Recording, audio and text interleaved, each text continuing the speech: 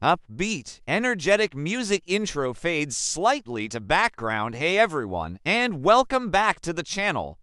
Today, we're diving into a story that proves it's never over until the final whistle blows.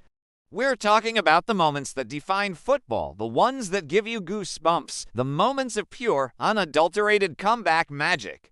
And where better to start than with arguably the most dramatic finale in the history of the sport? Strap yourselves in because we're going back to the 1999 UEFA Champions League final. The setting, Barcelona's iconic Camp Nou Stadium. The date, May 26, 1999. The contenders, Germany's powerhouse, Bayern Munich, versus England's Titans, Manchester United.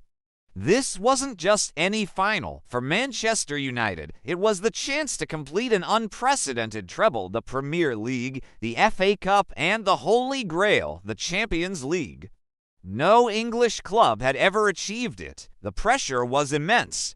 But United's journey to the final was already a roller coaster. They had battled through the group of death against Bayern, Barcelona, and Brøndby. They'd produced a stunning comeback against Juventus in the semi-final, coming from 2-0 down in Turin to win 3-2. They had grit, they had belief, but they were also walking into this final without two of their most influential players. Their captain, Roy Keane, and the brilliant Paul Scholes, both suspended. A huge blow for any team. On the other side stood Bayern Munich, a team stacked with German legends. You had the colossal goalkeeper Oliver Kahn, the legendary Lothar Matthäus sweeping in defense, the midfield engine Stefan Effenberg, and the powerful striker Carsten Janker. They were disciplined, experienced, and hungry for European glory themselves. The match kicked off, and United's problems started almost immediately. Just 6 minutes in, Bayern won a free kick on the edge of the box. Up stepped the specialist, Mario Basler. He cleverly curled the ball low around the wall, catching the great Peter Schmeichel off guard. It nestled into the bottom corner. 1-0 to Bayern Munich. The German fans erupted. For the United faithful, it was a nightmare start. From that moment on, Bayern took control. They were tactically superior for most of the game.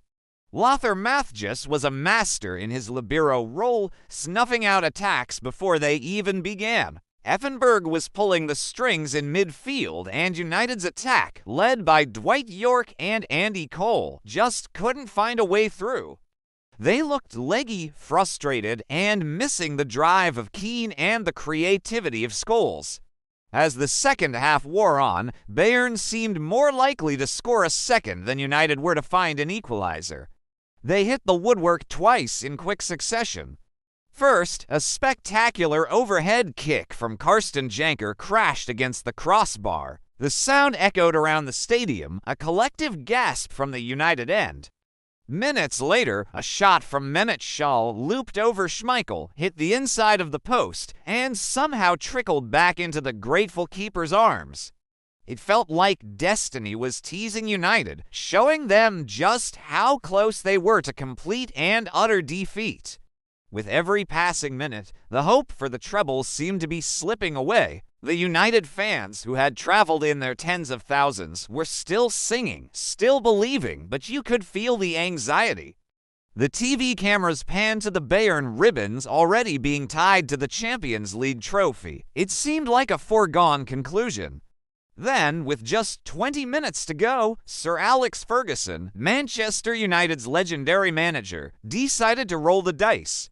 He brought on a striker, Teddy Sheringham, for the winger Jesper Blomqvist. A few minutes later, another roll of the dice.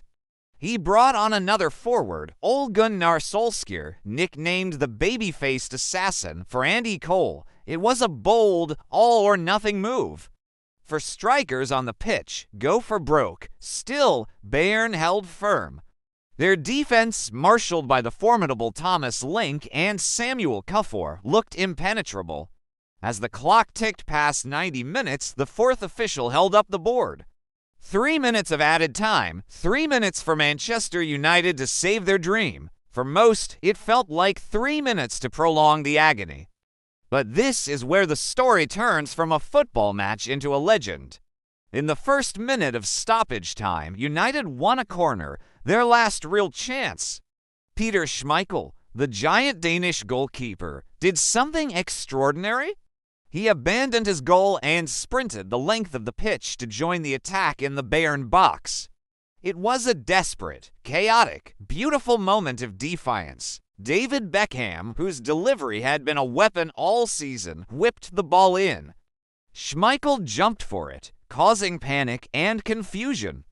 The ball wasn't cleared properly. It fell to Ryan Giggs on the edge of the area. His shot was weak, a MIS hit, but it trickled through the crowded box. And there, standing in the right place at the right time, was Teddy Sheringham. He swiveled and scuffed the ball into the bottom corner of the net. Pandemonium. Absolute, utter pandemonium. 1-1. The United players celebrated wildly.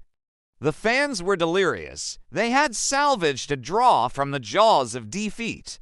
They had a lifeline. Extra time beckoned. Sir Alex Ferguson on the sideline was urging his players to get back to refocus for the final 2 minutes. But the story wasn't over, not even close. Less than 30 seconds after the restart, United surged forward again. Solskjaer chased a long ball and won another corner on the left side. The Bayern players looked shell-shocked. Their heads had dropped. They were mentally preparing for extra time, but now they had to defend one more set piece. Once again, David Beckham stepped up. He sent another perfect, arcing corner into the 6-yard box. Sheringham rose at the near post and flicked it on with his head.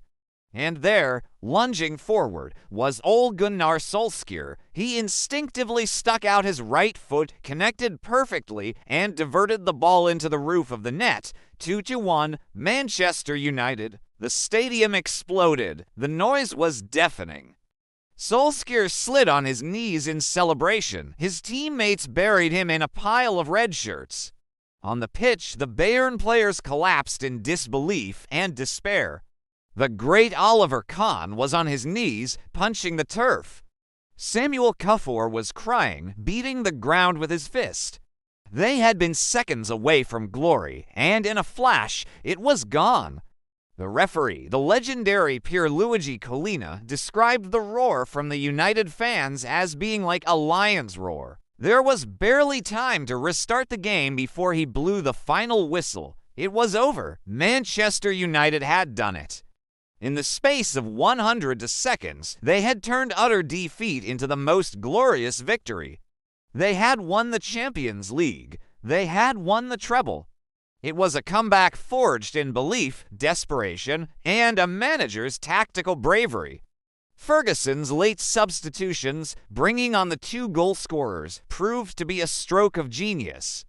It was a testament to his philosophy of never, ever giving up. It was a moment that immortalized players like Sheringham and Solskjaer and defined a generation for Manchester United. That night in Barcelona remains the ultimate example of why we love this game. It's the hope, the drama, the sheer unpredictability. It reminds us all that no matter how bleak things look, a moment of magic is always possible. What an incredible story. It still gives me chills just talking about it. What are your favorite football comebacks? Let me know down in the comments. I'd love to read them. If you enjoyed this trip down memory lane, please do me a massive favor and hit that like button. And if you haven't already, subscribe to the channel for more stories from the beautiful game. Thanks so much for watching, and I'll see you in the next one.